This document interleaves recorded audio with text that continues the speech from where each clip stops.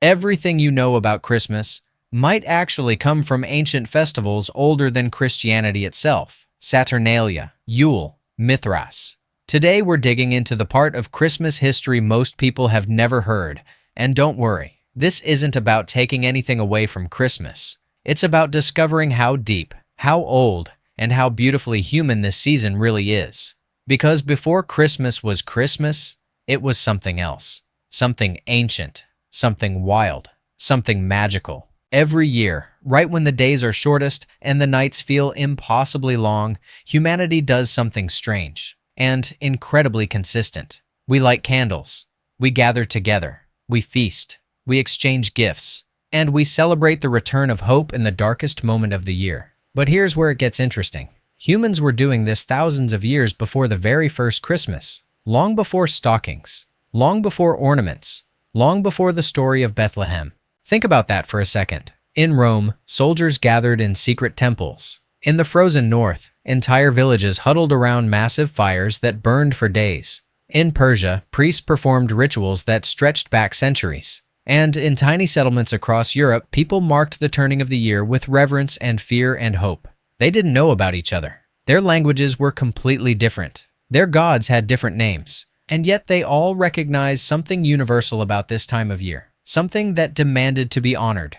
And somehow, in one of history's most fascinating twists, all those traditions eventually flowed together into what we now call Christmas. Let's begin our journey in ancient Rome, during the wildest week of the year. Imagine a city where, for 1 week, everything flips upside down. Masters serve their servants. Businesses shut down. Schools close. Gambling is suddenly legal. People pour into the streets singing, drinking, laughing. And gifts are exchanged everywhere. Not expensive ones, but meaningful ones. That festival was Saturnalia, one of the most popular celebrations in the ancient Roman world. Held every December, Saturnalia honored Saturn, the god of agriculture, renewal, and abundance. The festival celebrated the end of the planting season and the beginning of winter's long rest. Rome was a city of rigid hierarchy. Everything was ordered. Everything had its place. Your social status determined who you could talk to, where you could go, what you could do. It was suffocating in its structure. And then December arrived, and for 7 days, that entire system, the thing that held Roman society together, simply paused, reversed, inverted. That wasn't just fun. That was revolutionary. For these few days, Romans paused their endless routines and said, "Let's remember what life could be like." During Saturnalia, they exchanged gifts called sigillaria, small figurines and tokens that represented wishes for the future. Not expensive items meant to show off wealth, but intimate gifts chosen with care. A parent giving a child a small clay doll. A friend giving another friend a symbolic token. It was about connection in a world where real connection was often impossible across class lines. People decorated their homes with greenery, pine boughs, holly, wreaths. Candles burned everywhere to chase away the long winter darkness. And here's where it gets even more interesting. Saturnalia often began around December 17th, but by the late Roman Empire, its spirit, the parties, the decorations, the greenery, stretched all the way toward the end of the month, right up against December 25th. Now, I want to be clear. Christmas didn't copy Saturnalia, but the timing, the mood, the lights in the darkness, the greenery, the gift-giving. These traditions were already deeply rooted in Roman December long before Christmas existed.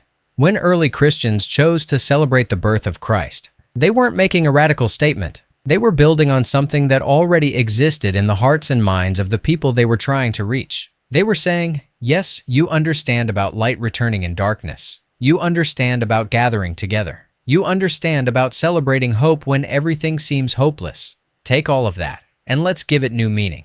And when Christianity began spreading across the empire, people didn't want to give up these beloved winter celebrations. So instead of eliminating Saturnalia, its customs quietly merged into something new, a winter holiday celebrating hope, renewal, and the promise of light returning.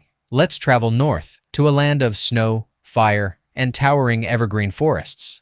Far beyond Rome, deep in the icy forests of Scandinavia, another celebration was taking place. A festival so powerful and so rooted in nature that pieces of it survive directly in Christmas today. This was Yule. Picture this, a long winter night. The sky is black, not just dark, but endless. And then, in the center of the village, A massive log is lit. A log so large it burns, not for hours, but for days.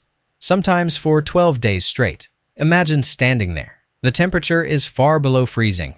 The darkness is total, absolute in a way that modern people with our electric lights and heated homes can barely comprehend. And in the center of your village, there's this enormous fire. And for 12 days, it doesn't go out.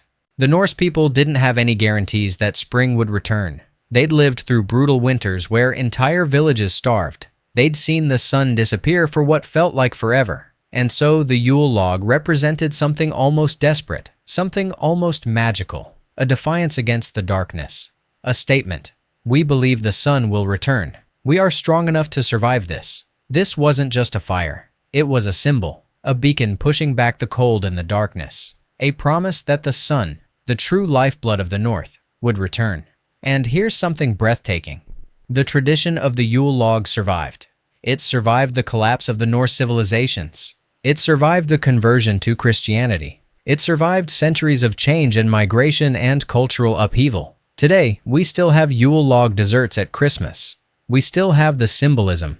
We're still in some way honoring that ancient defiance against winter. From this tradition comes the Yule log, a symbol still used in Christmas decor, desserts, and celebrations today. But Yule gave us even more. The Norse decorated their halls with evergreen branches, not because they looked festive, but because evergreens symbolize life that endures through winter. Think about the wisdom in that. Everything around you is dead or dying. The trees are bare. The grass is gone. The animals have disappeared, but the evergreens remain. They're still green.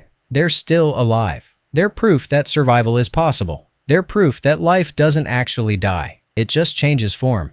It waits. It endures. The ancient symbol of the evergreen tree eventually became one of Christmas's most iconic traditions. The Christmas tree. And then there's the folklore. During Yule, the Norse believed the gods and spirits moved through the sky. Odin himself, the All-Father, was said to ride his 8-legged horse across the heavens in a great winter storm known as the Wild Hunt. The Wild Hunt was terrifying in Norse mythology. It was chaos. It was danger. It was the sense that the barriers between the world of gods and men, between safety and chaos, grew thin during winter. And yet people celebrated it. They honored it. They believed that surviving the Wild Hunt was part of the cycle of the year. Some folklorists believe echoes of this myth later blended into the idea of a magical figure traveling across the sky during winter, a figure we now know as Santa Claus. Whether that's true or not, there's something profound in that possibility. The image of someone traveling through the sky during the most dangerous part of the year. Someone who appears and disappears. Someone who rewards those who survive the winter with gifts. That's not a coincidence of imagery. That's a transformation of an ancient idea. So while Christmas brought its own spiritual meaning, Yule brought the imagery, the fires, the trees, the feasting, the sense of warmth in the coldest season. Together, they created something deeply human, a celebration of survival, of togetherness, of the return of light. But the story doesn't end there. Because while Rome and Scandinavia were celebrating their midwinter feasts, another tradition, to the east, was honoring a divine birth on a very familiar date. Now, let's journey into the world of ancient Persia, and later, Rome's mystery religions, where we meet Mithras, one of the most fascinating and misunderstood figures in ancient history. Mithras wasn't celebrated by the masses. His followers were primarily soldiers, men who traveled, fought, and lived in the far corners of the empire. Their rituals were secretive, held in deep underground temples called Mithraea. These underground temples are extraordinary. Archaeologists have found them across the Roman Empire, in Britain, in Germany, in North Africa. They're small, intimate spaces, often carved directly into rock. And inside these spaces, soldiers gathered to perform rituals that stretched back to ancient Persian traditions. These were hardened warriors. These were men who'd seen death, and they gathered in secret to participate in something sacred. Some Roman followers of Mithras celebrated his sacred birth, not on the winter solstice, but specifically on December 25th. This same day was also the birthday of Sol Invictus, the Roman unconquered sun, symbolizing the sun returning after the darkest days of the year. December 25th wasn't originally about a person. It was about nature. It was about the universe itself. The sun was reborn. Light began to grow again. The world shifted from darkness toward life. And this is where history gets truly extraordinary. Because early Christians, when they needed to decide when to celebrate the birth of Christ, they didn't choose based on historical accuracy. Jesus was almost certainly not born on December 25th, but they chose that date anyway. Why? Because it already meant something. Because for hundreds of years, people in the Roman Empire had been celebrating the return of light on that date. The symbolism was already embedded in the culture. The expectation was already there. When Christianity later took root, the early church didn't initially celebrate Jesus' birth at all. For hundreds of years, there was no Christmas. But eventually, a date was chosen, not based on historical records, but on symbolism. What day could possibly represent hope, light, renewal, the rebirth of life? December 25th. Not because of Mithras, not because of Sol Invictus, but because the symbolism was universal and already deeply meaningful to people across the empire. So when Christianity assigned new spiritual meaning to the date, it didn't erase these older traditions. It absorbed them. It reframed them. It transformed them. And now we arrive at the moment where everything merges into one holiday. When Christianity spread through the Roman Empire, it faced a challenge. How do you introduce a new faith into a world with beloved winter traditions? People loved Saturnalia. They loved Yule. They loved their local midwinter celebrations. The feasting, the family gatherings, the lights, the greenery, the sense of wonder. And the early church leaders understood something crucial. They understood that you don't destroy tradition by fighting against it. You transform tradition by acknowledging it, by honoring it, by building on top of it. So the church took a different approach. Instead of telling people to abandon what they loved, it allowed old traditions to blend with new meaning. Think about what that meant for ordinary people. A Christian mother in Rome could still light candles during December like her grandmother had done, but now she could do it in honor of Christ, as the light of the world. A farmer in Scandinavia could still gather his family around the fire during the longest night, but now he could tell the Christmas story instead of tales of the wild hunt. The actions stayed the same. The deepest meaning, the human need for light and hope and togetherness during the darkest time of year, stayed the same. December 25th, a day already rich with symbolism, became the celebration of Christ's birth. Evergreen decorations stayed, gift-giving stayed, feasting stayed, candles stayed, song stayed, joy stayed. But now they carried a new spiritual message. This wasn't a conquest. It was a fusion, a merging, a symbolic marriage of ancient and new, of the human need for warmth in winter, with the Christian message of hope, light, and renewal. And it worked. It worked so well that over the next 1,000 years, Christmas spread across continents. It traveled with explorers and traders. It crossed oceans. It adapted to new climates and new cultures. In some places, people added their own traditions. In others, local customs merged with Christmas traditions in ways no one could have predicted. Over centuries, these blended customs traveled across Europe, across oceans, across cultures, and eventually landed in America. There, Christmas transformed yet again, shaped by immigrants, local traditions, literature, music, and eventually Hollywood and television.